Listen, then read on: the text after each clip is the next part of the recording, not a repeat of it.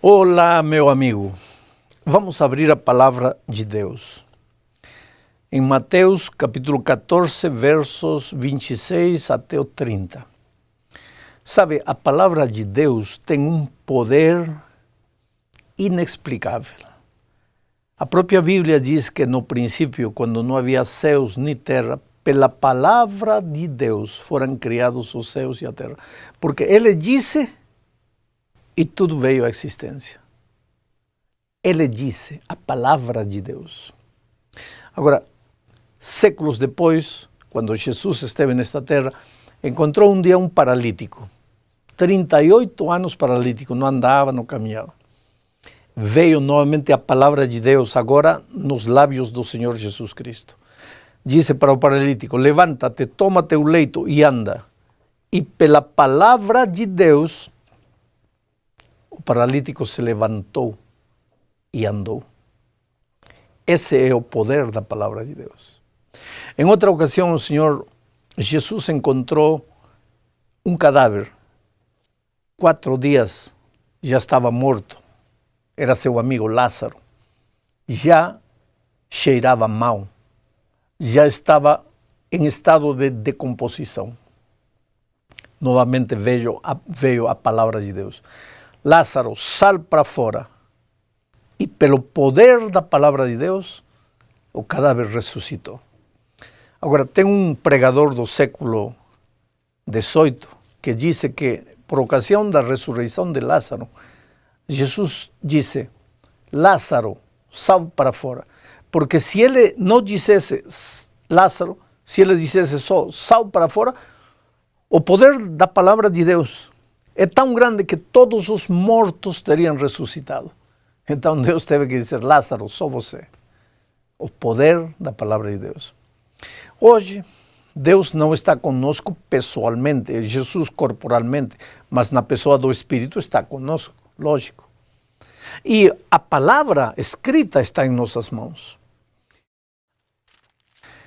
Através da palavra de Deus, você pode ouvir a voz de Deus. Então, com isso em mente, vamos ler o texto bíblico agora, a partir do versículo 30, Mateus 14, diz assim, e os discípulos ao verem-no andando sobre as águas, ficaram aterrados e exclamaram, é um fantasma. E tomados de medo, gritaram. Mas Jesus imediatamente lhes disse, tende bom ânimo, sou eu, não tenhais medo.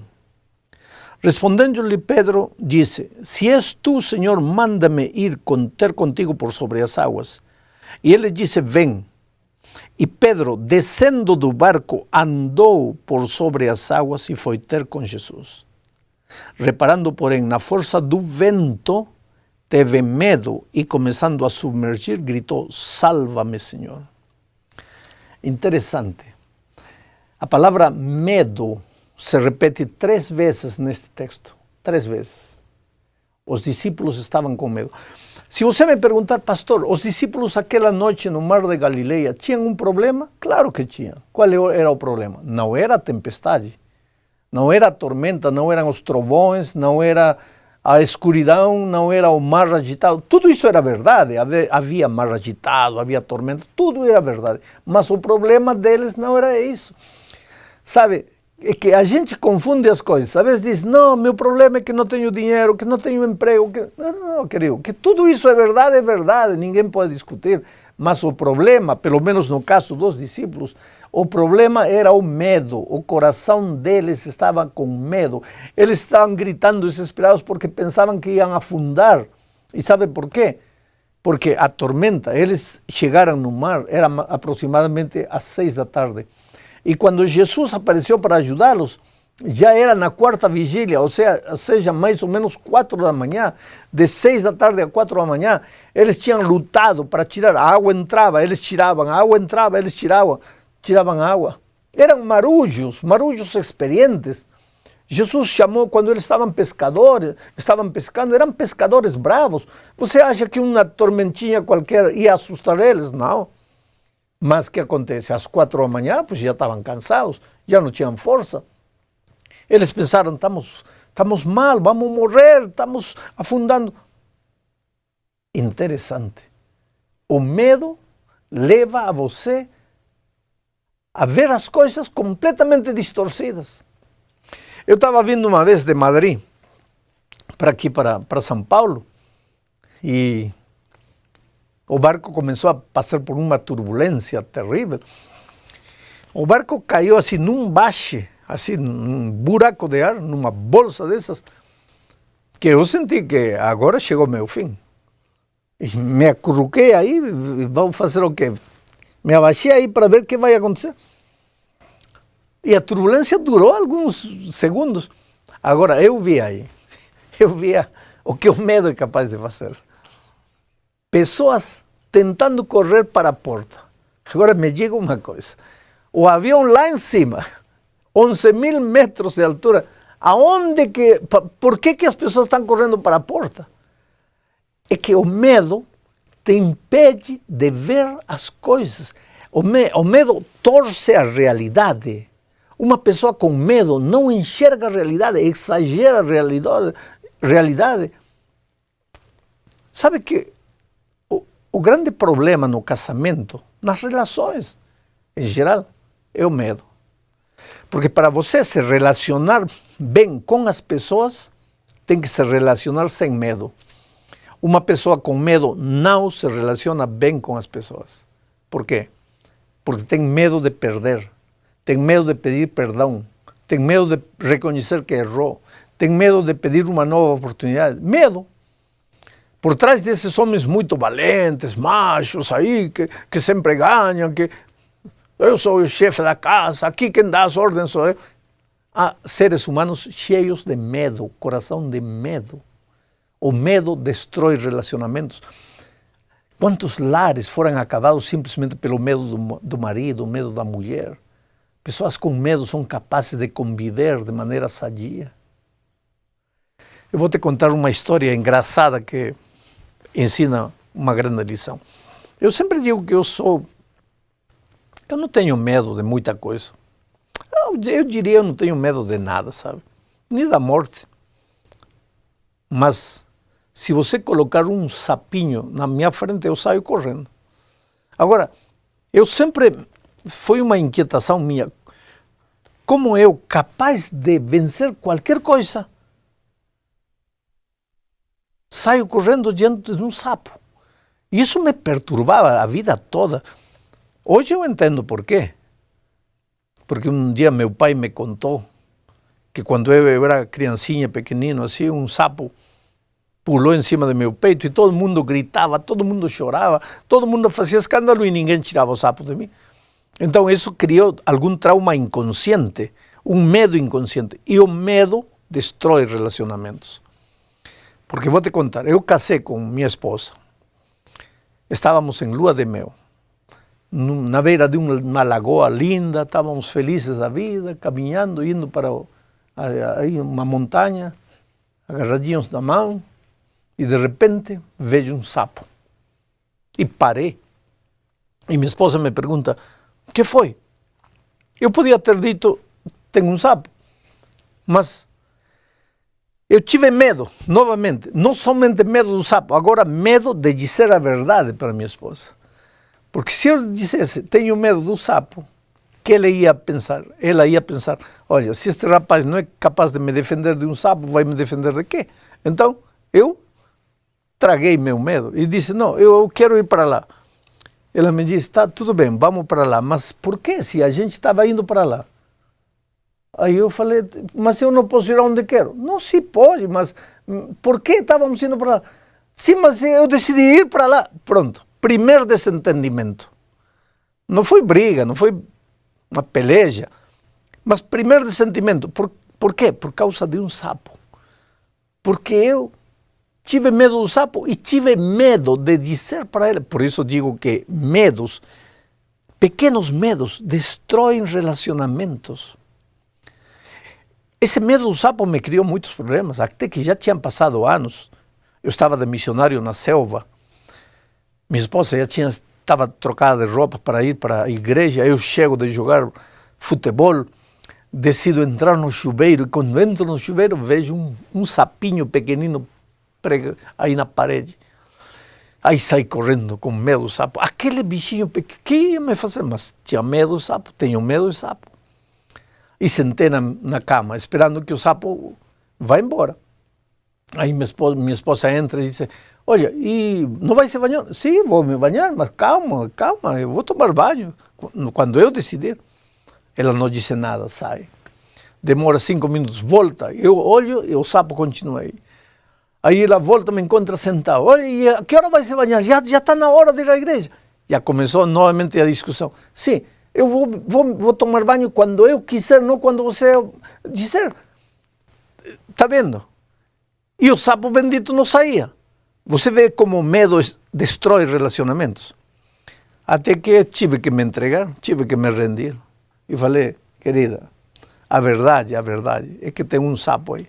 Aí, onde? Está aí. Ela tinha crescido na selva a vida toda, entre sapos. Então o que foi? Pegou o sapinho pela cintura, levou para fora. Problema resolvido. Mas enquanto o medo estava no meu coração, não havia nenhum problema resolvido. Agora você entende o que a palavra de Deus está querendo dizer. Um coração com medo é incapaz de ser feliz. E se não é feliz, é incapaz de fazer feliz a outra pessoa. Por isso, quando Jesus chegou aquela noite no mar de Galileia, ele não acalmou a tempestade. Ele não fez parar a chuva. Ele não fez desaparecer o trovão. Ele não acalmou o mar. O que ele fez? Ele tirou o medo do coração. Por quê? Porque ele sabia que o problema dos discípulos não eram as coisas externas. O problema dos discípulos estava no interior. Você sabia que os especialistas dizem que mais do 90% dos problemas que nós temos na vida, com a esposa, com o vizinho, com o patrão, com o colega, na vida financeira, na vida pessoal, mais de 90% dos problemas que nós enfrentamos, a causa não está fora de nós, está dentro de nós. Não está com teu chefe, está contigo. Não está com teu empregado, está contigo. E quando esse problema é solucionado, tudo se resolve. Jesus chegou. Ele viu que a causa do problema dos discípulos não era exterior, era interior. Então levantou a mão e disse, sou eu, não tenhais medo. O que faz Jesus? Coloca a mão no coração deles, arranca o medo, tira o medo e coloca paz. E agora, Pedro, curado do medo, esse Pedro que 1 minuto antes estava desesperado, ai, vamos morrer, estamos perdidos, já não tem solução, este casamento acabou, já não podemos voltar atrás, já temos nos magoado tanto que está tudo acabado. Quando Jesus aparece, o que acontece com Pedro? Ele se levanta como um gigante. Eu vou me levantar agora. Ele se levanta como um gigante. E que passa? Ele, agora, com seu coração curado do medo, Pedro tira um pé do barco, pisa na água e não se afunda. Tira outro pé do barco, pisa na água e não se afunda. E em nome de Deus, esse Pedro começa a caminhar, a caminhar, a caminhar. Aqui tem uma grande lição, querido. Pode haver crises, é verdade. Pode haver problemas, é verdade. Falta de emprego, verdade. Falta de dinheiro, verdade. Dívidas, verdade. Os dramas da vida real estão aí, são o pão de cada dia. Agora, quando teu coração está com medo, você é incapaz de enxergar a saída. Você se afunda em meio dos problemas. Você acha que está tudo perdido, que nada tem solução. Por isso, em lugar de dizer, Senhor, me ajuda a encontrar emprego, Senhor, me ajuda a pagar minhas dívidas, Senhor, me ajuda, vai a Jesus e pede para Ele, Senhor, arranca o medo de meu coração. Até para procurar emprego, querido, às vezes o problema não é a crise, a falta de emprego, é o medo. Pastor, como? Você vai pedir emprego, vai fazer uma entrevista. dá a mão para o entrevistador, essa mão molhada, suada, gelada, já perdeu o emprego. Quem vai ter emprego? Ah, pastor, mas que culpa tenho eu se minha mão sua? Ah, que culpa? E por que sua tua mão? Medo. Está vendo? Medo. Quando você vai procurar emprego, não tem que ir pela vida assim, como pedindo uma esmola. A ver, tomara que me den um emprego. Não, querido, levanta a cabeça, você é filho do rei. E se você é filho do rei, você é um príncipe. Atreva-se a viver como príncipe. Ah? Aquele que te der emprego, ele será bem-aventurado, porque Deus te disse, por onde você for, você será uma bênção. E aquele que te abençoar, eu o abençoarei. Então, bem-aventurado aquele que te dê emprego, porque Deus vai abençoar ele. É a promessa de Deus. Caminhe com a cabeça levantada. Não é orgulho, é certeza da tua confiança de que tua vida está nas mãos de Deus. Sem medo no coração, você é capaz de fazer maravilhas. Voltemos à história de Pedro. Pedro, diz o texto bíblico aqui, que ele se levantou e começou a caminhar por cima da água. Agora, tem uma lei física. E o que diz essa lei física? Que se você soltar qualquer objeto, vai ser atraído ao centro da Terra. É a lei da gravidade. Mas o que aconteceu com Pedro? Ele pisou a água e não se afundou. Quer dizer que Deus rompeu a lei física. Porque se Deus é o Criador, Ele estabeleceu as leis, Ele tem autoridade para romper qualquer lei. E Deus fez isso. Deus rompeu as leis, a lei física. Quando abriu o Mar Vermelho, não rompeu uma lei física. Quando fechou a boca dos leões, quando tirou a água da rocha, não rompeu leis físicas? Pois aqui está Deus novamente, Pedro caminhando. Só que aí vem uma lição.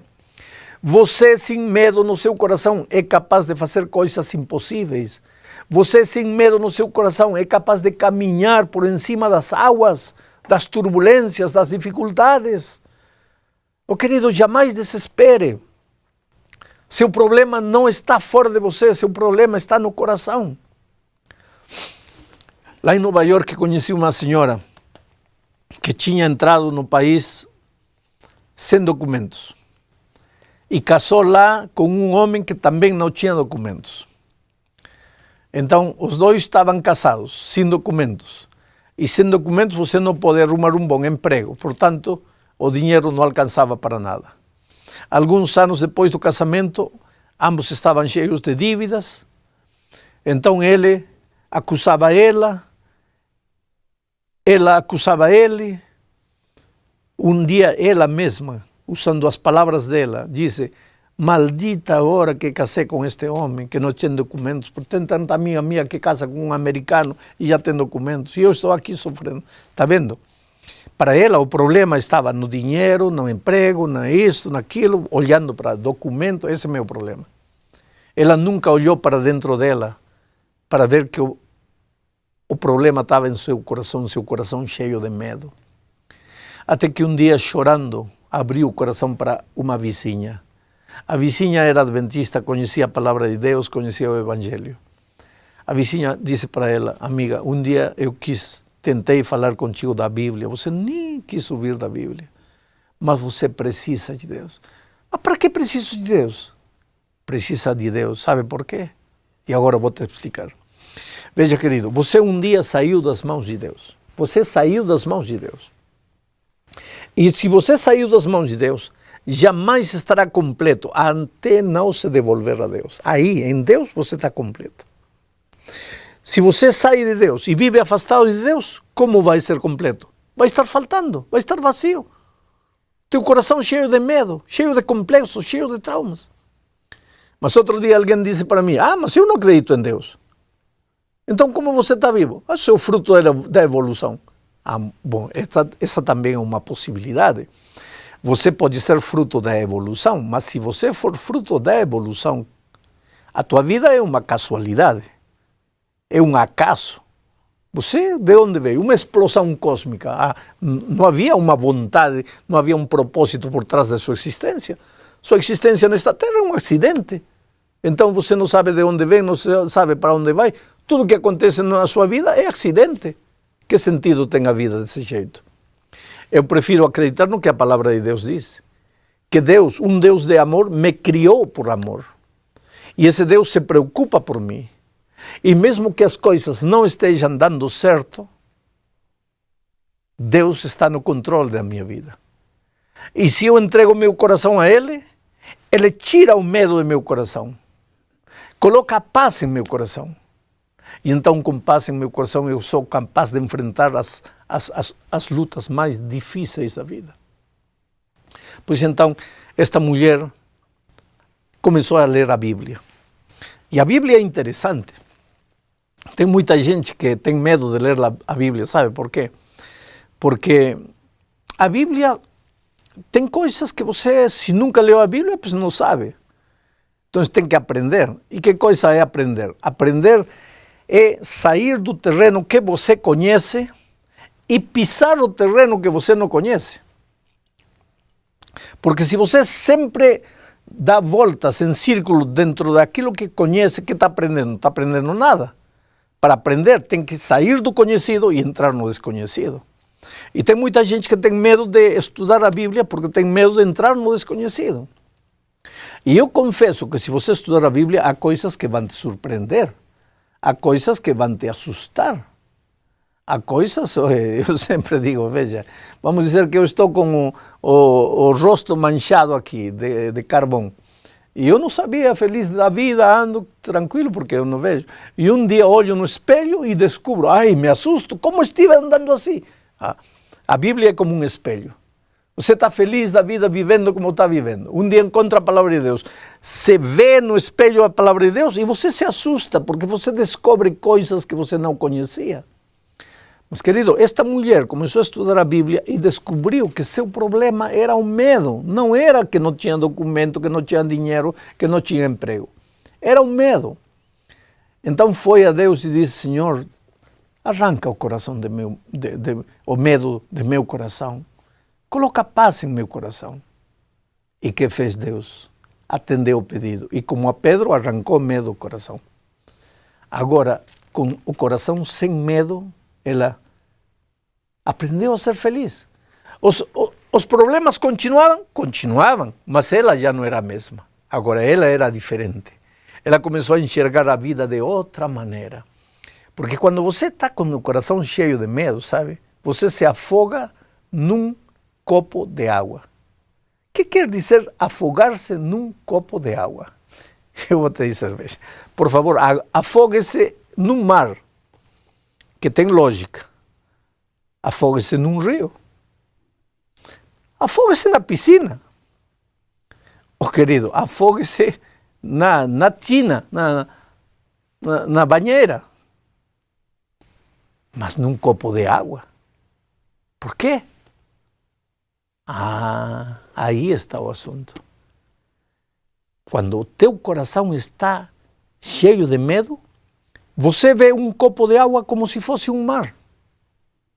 Quando Deus liberta você do medo, você percebe que estava se afogando num copo de água. Não é que Deus faz desaparecer os problemas. Deus muda teu coração, te dá outra visão, te dá uma visão vitoriosa. E você, em nome de Deus, é capaz, como Pedro, de andar por cima do mar. É por isso que Romanos capítulo 5, versículo 1 diz, justificados, pois, pela fé, temos paz para com Deus. Paz. Paz. Porque a primeira coisa que Deus te dá quando você vai a Ele é paz. Porque o primeiro sentimento negativo que o inimigo colocou no coração de Adão e Eva quando se afastaram de Deus foi o medo. Deus chegou à tarde ao jardim e Adão falou, tive medo e me escondi. Medo. Antes da entrada do pecado não existia medo. O diabo colocou medo no coração de Adão e Eva, como dizendo assim, se eu colocar medo no coração deles, já não preciso fazer nada. Eles sozinhos vão morrer, o medo vai acabar com eles, o medo vai destruí-los. E é a verdade, corações com medo são corações paralisados. medo de amar, medo de pedir perdão, medo da vida, medo da morte, medo do futuro, medo do passado, medo. Você não pode viver com medo, o medo não te deixa ser feliz. Por isso, quando você lhe entrega o coração a Jesus, o que faz Jesus? Coloca paz.